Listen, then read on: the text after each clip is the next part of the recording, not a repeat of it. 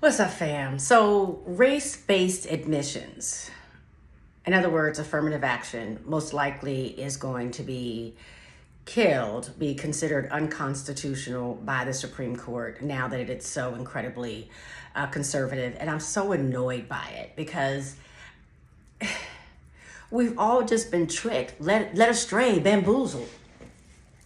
No one really loves affirmative action, right? No one is going to love it because one, the majority culture, the white culture doesn't like it because means that they have to admit that they are not colorblind, and that's very important.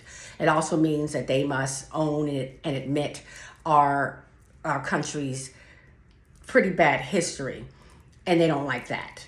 And so they may use other excuses and say it's not fair, but I believe that is at the root of why they don't care for it, because there's no way you could look at where people are in this country and not, if you're being honest, admit that there are some privileges, especially if you're looking at numbers and you're looking at college acceptances, especially if you're looking at legacy admissions. When you look at places like Harvard, and we're like between 36 and 39% of the people who are admitted to Harvard are admitted because they have legacy. Their parents or grandparents or great-grandparents went there at a time where, people like my ancestors could not go. They were not allowed admission.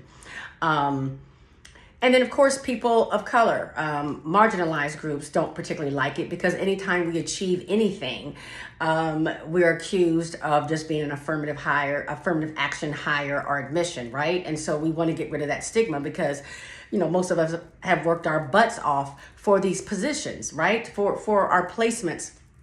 But we don't get them. I mean, if you don't have things like affirmative action, if you don't have things like quotas, what has been shown historically, time and time and time again, is that you have no diversity.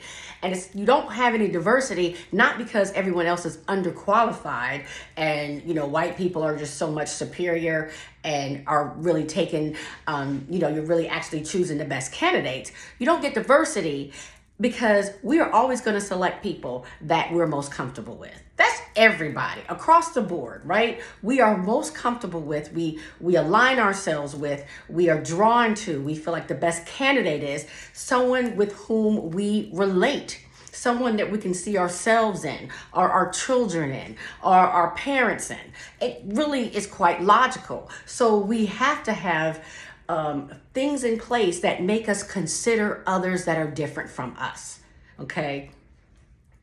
But what's really annoying about the affirmative action case, like, the main one that's up right now is Harvard versus affirmative action, based on an Asian American male saying that he had a perfect SAT score and he would have gotten in if it were not for affirmative action and Black people. It's really quite hilarious, or not hilarious really, that's not the right word, but sad, I guess, because why Black people? Like, why of all the people that were accepted that year, the majority of whom were white, but you have Native Americans, you have Latinos, does the onus always go on Black people? Like, it's always like Black people took my spot, which is just fascinating. But it's also interesting how you have this small group of Asian American activists that were against affirmative action that teamed with this whole robust group of very conservative Republicans, really, that want to wipe out affirmative action. And the best way they could do it is, let's get some Asian Americans, another minority, to go against another minority. And that's what always just irks me, that people don't get about white supremacy. Like, the way that it continues to grow and be powerful is that they pit minority groups against one another, right? And so we're fighting one another in order to achieve what they want, which is power. So if affirmative action goes away, ultimately, that will not just affect Black people, that affects all underserved minority groups. Okay, that's going to affect everybody. So in the end, the majority of people who are now going to college and benefiting the most from college and still will be white people. The legacy admissions not been challenged whatsoever. No one is saying that they're unfair.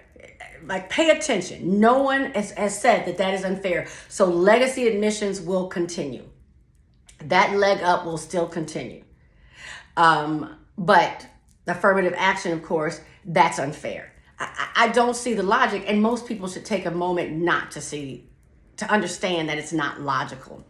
And so it's all about strategy. It's all about strategy. And we know who benefits and we know who loses. And so it's just incredibly sad because we're about to see a bunch of, areas of higher education become extraordinarily one